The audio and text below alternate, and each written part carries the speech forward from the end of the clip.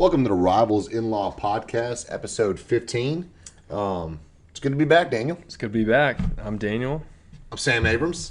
And yeah, man, it's great to be back. It's been a couple weeks since we've both been together. Yeah. We had a bye week, bye week in the middle of the summer. Much needed, too. Much needed bye week. So thank you, listeners, for pausing with us. And then you took over a solo episode. Right. And before we kind of get into anything from this episode, we do want to take a moment to say Happy Father's Day. We're extremely grateful for the fathers in our lives and the father figures that have sowed into our lives. And I know that everybody else can agree that without a father or a father figure in their life, they wouldn't be who they are today. So happy Father's Day, fathers. And I want to say a special shout out to this father right here, Mr. Sam, who's the father of two girls. And so thankful for Sam, for what he does day in, day out. But yeah, so getting to the show, since the last time we both connected, we had some news break, and just tell us what that news was and kind of what the implications mean. Yeah, so the 2024 schedule came out, and Daniel, it was funny because not a lot of people know how the schedule was, figured out. They didn't know where it came from, where they got these metrics from, right? I didn't even know until you told me a little bit before. And I don't know a ton about it. What I do know is what I've heard, and it makes sense. So from the way that it's been explained to me, and again, I've made a couple of calls. Commissioner Sankey won't call me back. Keeps leaving you on hold, yeah. Yeah, but what I've heard is that it's based on success over the last decade or so, right? And so not just wins and losses, but conference championships and so on and so forth. And so with that being said, schools like Alabama and Georgia, who have had more success in the last 10 years than not, drew the hardest. And then schools like LSU, Florida, they were kind of that successful but not necessarily dominant place where they drew a hard schedule but not the hardest of schedules. And then you had schools like Tennessee who really – they benefited from this recent success that they've had because it wasn't enough to impact them in their schedule. Then you have schools like Vanderbilt that they actually ended up drawing kind of the short end of the stick because they had to be all the elite people's cupcake team to play. And so, I guess you're right. I didn't even think about that. Yeah. So it's like they're the worst team, but they had to, because of the match system. Exactly. They were tossed up. But again, look, I said it last podcast. I'll say it again. Vanderbilt, you do a great job keeping our conference GPA up and staying relevant in baseball. So just keep doing your thing, baby. They're killing it. But no, it's exciting, man. Of course, we haven't even gotten to the 23 season, but it's cool to kind of forecast ahead, see what's happening. And with the addition of this, before we dig in, is 2024 is the first year that Oklahoma and Texas enter the fold. So that's going to be super interesting because Oklahoma and Texas, for all the smack that I talk about the Big 12, and I will continue to talk about the Big 12, for all that smack, Oklahoma and Texas have really good programs. They have programs that have had success in just about every sport over the last decade. Of course, Texas hasn't had the kind of success that they were used to having in the early 2000s here now. But nonetheless, they're a school that still does really well recruiting, still does really well being competitive at times. And they kind of peak and then they go away, and they peak and they come back. And so we'll see how they do. I know that Alabama...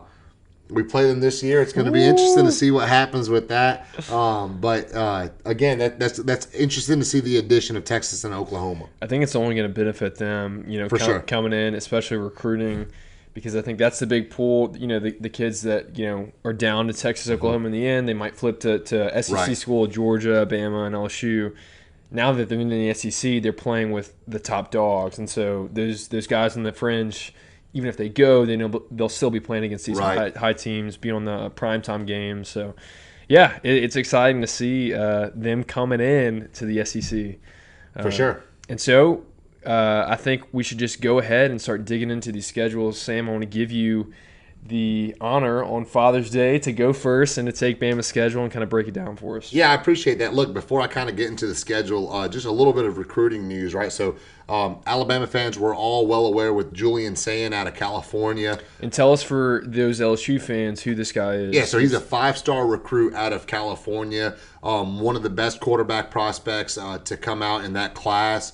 And he went to the Elite 11. So everybody is familiar with the Elite 11. It's a competition. What I did not know is this competition's not just this one competition with the 11 of the elite quarterback prospects, but this is a competition that spreads throughout the entire year. There's actually regionals and things that lead to that, and cuts that are made that bring them to this place where there's 11 candidates. And Julian Sayin won MVP of the Elite 11 this year of the competition, and that's pretty notable because of this.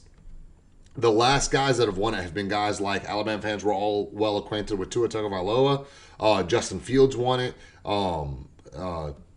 Caleb Williams won it. And there's just been quarterback Justin Fields. I said that won it, and so there's been quarterbacks that have had a lot of success. Spencer Rattler won it, and no matter how you feel about Spencer Rattler, his talent is undeniable. We know that when he plays well and he makes the right decisions, he's a good quarterback. And so they're continuing on that trajectory of having these quarterbacks win, and then hopefully that pans out to success in college football. And for Alabama fans, we all really hope that that's the case. For sure. And Bama, coming up with this guy that they seem to just keep reloading at that quarterback position. We'll see what happens this year. What pans out, but that must feel good to have a guy coming in 2024. Or is that 2024 class? Yes, it is. Okay, gotcha.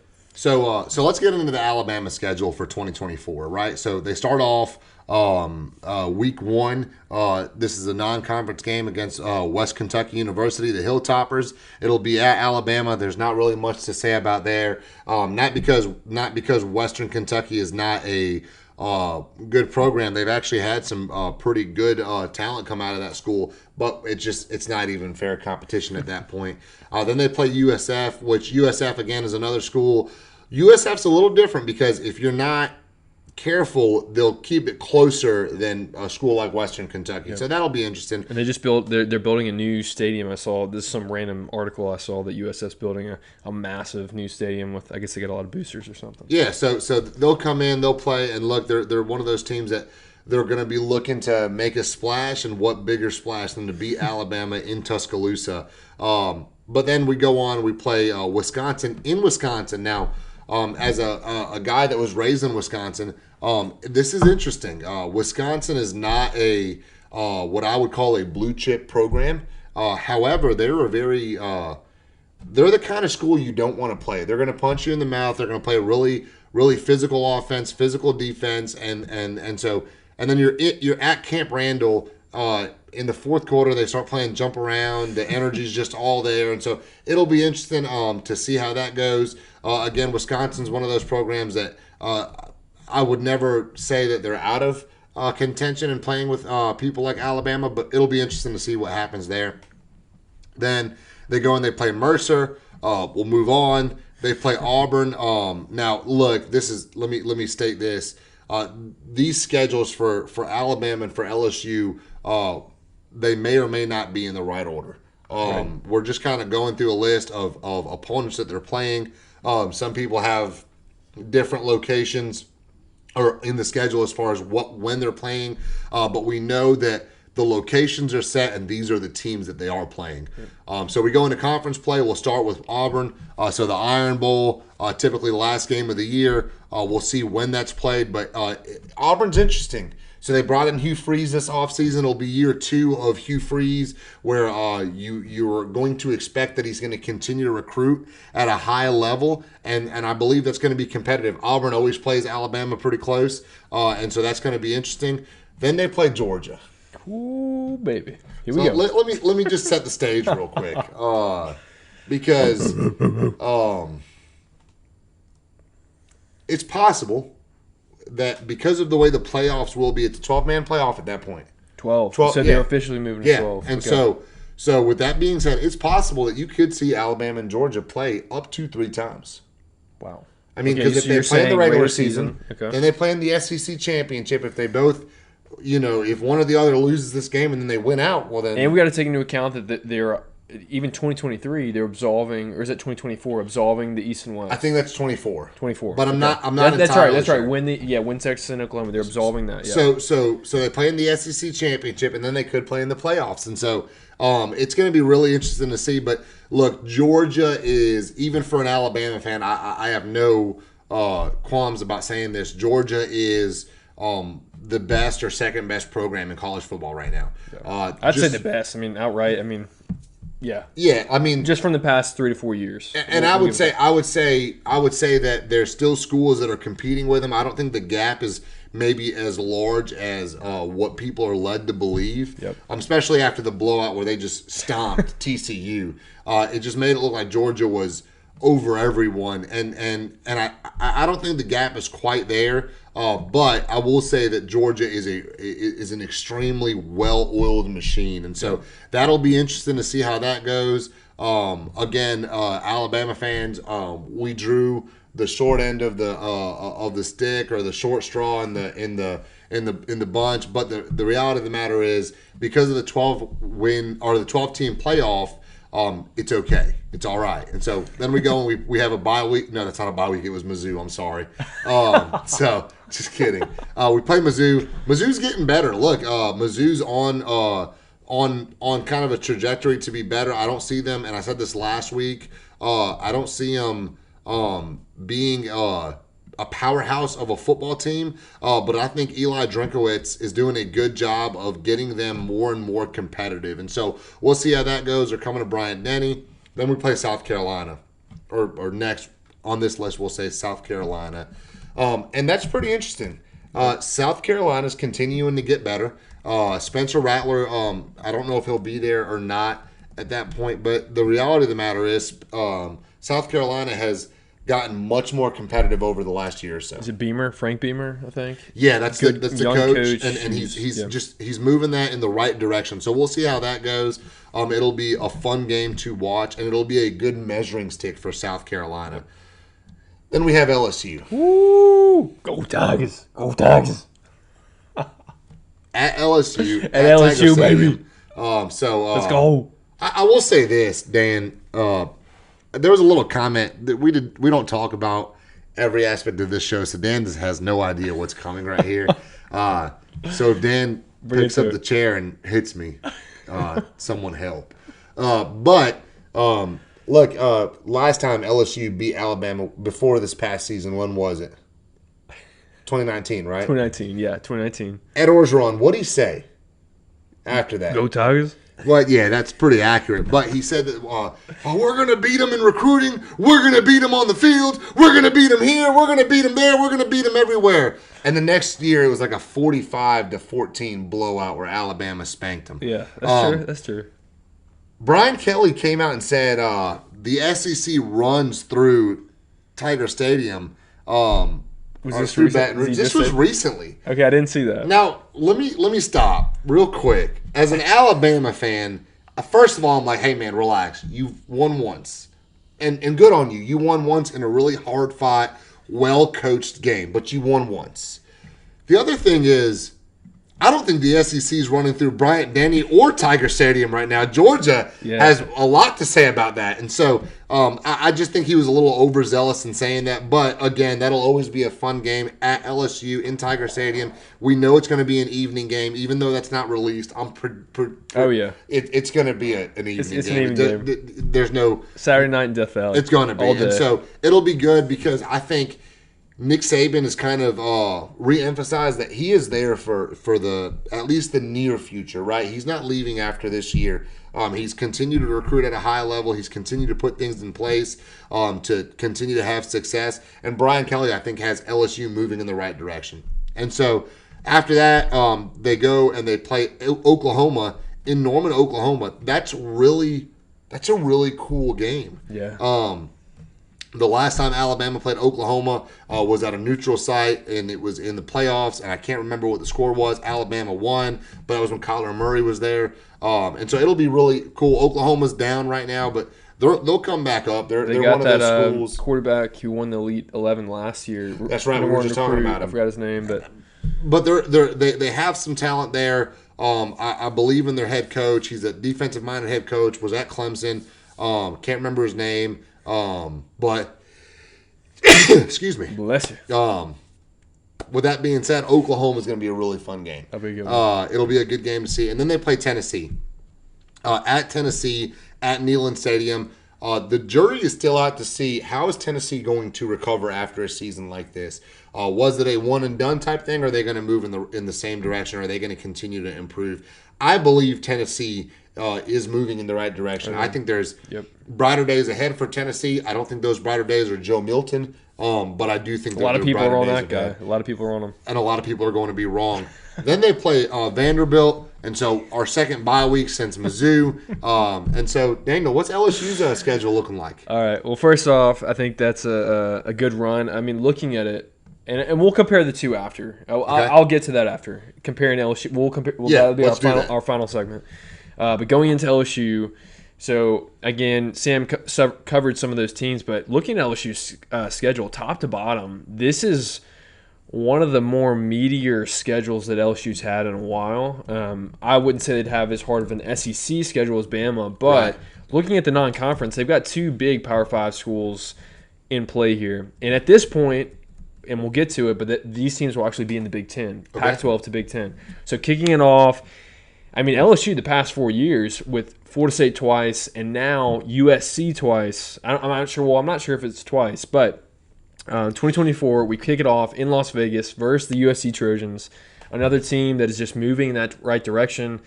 I'm pretty positive Caleb Williams will be a top 5 pick at this point, so I don't think he'll be playing. Yeah, but you got to believe that Lincoln Riley is going to continue to turn out talent over there. He's going to reload, and so that's a huge game. Major playoff implications, first game of the season, just like 2023 with Florida State this year. I think it's going to have the same feeling, maybe even more in a Vegas environment versus USC. So pencil that in. First game, get excited.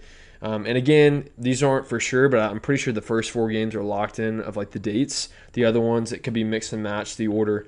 After that, we've got a hometown Nickel State coming to Tiger Stadium, and so that'll be a game that'll be a good cushion in between these two teams. So the next one is UCLA, which is another team that is in the Pac-12 like USC that is moving to the Big Ten at this point. So it's going to be really interesting, these two California teams that have been on the coast playing these coast teams to now be in the Big Ten versus some of these teams.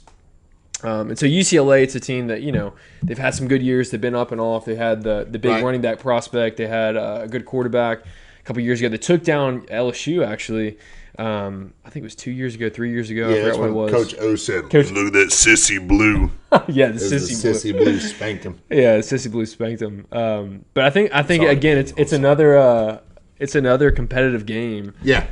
Non-conference wise, instead of just a cupcake, it's a good team, kind of like Wisconsin, I'd say. Yeah, very similar. Very similar. It's going to be a respectable opponent. I'll say I think the gap between a UCLA and a LSU is a smaller gap than between Wisconsin and Alabama. No, so for it's sure. going to be a competitive game. For sure. So then after that, another non-conference is the last one is South Alabama, another team. So it's interesting. We got a Nickel State in Louisiana. We got a South Alabama near Bama. But again, another easy game that's going to help us balance out this whole entire meaty schedule. Followed that by, again, these SEC games. They could be flip-flop, switched in order, but I'm just going to go down the list. Arkansas away. You got a team who, I know this year is going to be pretty solid. I think they're going to be kind of a dark horse this year with KJ Jefferson. Right, and he's got a couple years of eligibility. We'll see what happens with him. If he's still playing, that's another game to circle. We got Florida away. We'll see if Napier is still going to be running the ship at that point. Yeah, we'll see if I think this year he's on the jury for sure. Now, I'll say this. He's recruiting at a really high level. He's done a really good job with recruits over the last couple of weeks. And so if he brings in that talent, I think he's a good enough coach to make something with it. Yeah. No, I mean, he did great at ULL. And I'm not going to say UL. It's ULL. He did a good job there. And so I expect him to – I'm rooting for him that he does well. Of course, he doesn't beat our team, but that he does well. And then we bring in Oklahoma. So, again, this is a team you talked about. That's just exciting to kind of have them in the SEC. Mm-hmm. Last time we played them, we spanked them in the semifinals of the 2019 championship run. I think it was I forgot if it was Jamar or Justin Jefferson. One of those two guys had 4 touchdowns in that game. So, again, it'll be exciting. Oklahoma's always got a high-powered offense, so it'll be Justin fun. Jefferson, 4 touchdowns. 4 touchdowns. Okay, yeah, it was that was a fun game to watch. And they had CeeDee Lamb. They had CeeDee Lamb. They had Jalen Hurts playing quarterback. Look, that was an incredible offense. I don't think anybody could have been able to stop that offense, especially a Big 12 defense. God, looking at the team, look at the top performance. You had Joe Burrow versus Jalen Hurts. You had CeeDee Lamb versus Justin Jefferson, Jamar Chase. The score was 63-28. Just that was an exciting game. Right. But yeah, so Oklahoma's in the SEC. That's going to be a home game in Death Valley. I don't think that's ever happened before, which would be awesome. Then after that, you got Ole Miss at home. Again, a big rivalry. At that point, Walker Howard might be coming to Death Valley, which will be kind of crazy. Yeah, we'll see how that goes. Walker Howard, for those of you that don't remember, was a 4 or 5-star recruit at quarterback coming out of St. Thomas More in Lafayette. And I actually had the pleasure of watching Walker Howard play quarterback whenever Evan and Josh were playing football. Yep. I believe it was Josh's junior year, and they played, and it was him and the fellow that just transferred from LSU to TCU, the receiver. Oh gosh, Jake Besh. Yeah, Besh. And Jack Besh. Jack Besh. I call him Jake Besh every single episode. But it was clear that he was talented. Now, there's a reason he transferred, and so I think maybe they weren't seeing that translated to the field. But he's young, and so he's got talent. He's got the talent. So that'll be a fun game. You know, Ole Miss, I'm sure Tiger fans are going to give him a hard time, especially coming back to Death Valley. And then you would assume there's a bye. If it chalks up as history, who knows? They're changing stuff up in 2024. A bye before the matchup we're excited about, LSU Bama, and that's a home game. Of course, 2023 we're going to Bama. I had bye week. Oh, it's because it was LSU. Never mind. Right. Oh, shut your mouth. This guy over here. But no, I mean, of course, the LSU Bama rivalry. Right. It's going to be. It's always going to be prime time. It's going to be great, and it's just exciting to see as we step back. You know, there was this 10-year gap from like 2012, 2011, the game of the century, until 2019, where it just wasn't competitive. Bama would take the cake. And now it's just cool to see that Kelly has got us in the trajectory to compete against Bama. And who knows? We'll see kind of where this 2020 decade, who's going to come out on top? Is it going to be Georgia? Is it going to be Bama? I mean, LSU's moving the right trajectory. Yeah, maybe Brian Kelly could actually get it back to where it's called a rivalry again. Maybe it's not going to be just a one-sided matchup. Hey, don't talk too soon from last year, all right? You're getting ahead of yourself. I have to get a little ahead of myself. I could do it again. But let me finish it out. We got Vanderbilt again, our bye week coming in. Right. Thankfully, we drew them. We got South Carolina away, which will be a game where Beamer's got them heading in the right trajectory, I think. So watch out for that. And then A&M is kind of this new rivalry that we had Arkansas slot at the last game. In the past 2 years, we've had A&M. So again, they've got a young squad. We'll see what happens in 2024. They have a lot of talent. Look, I think a lot of people are sleeping on A&M. I would not be surprised if A&M finishes with a 2-loss record. I mean, they have a very good team. They have a lot of talent, and Jimbo Fisher is a good head coach. Yeah, for sure. And so that rounds out the LSU 2024 schedule. But before we close out the episode, I'd love to just kind of like compare the two and kind of our overall thoughts, if you had any kind of to go LSU versus Bama. I'll say something first. Looking at it, I think LSU has a tougher out-of-conference schedule, non-conference. But I think Bama has the tougher SEC conference, which might carry a little more weight.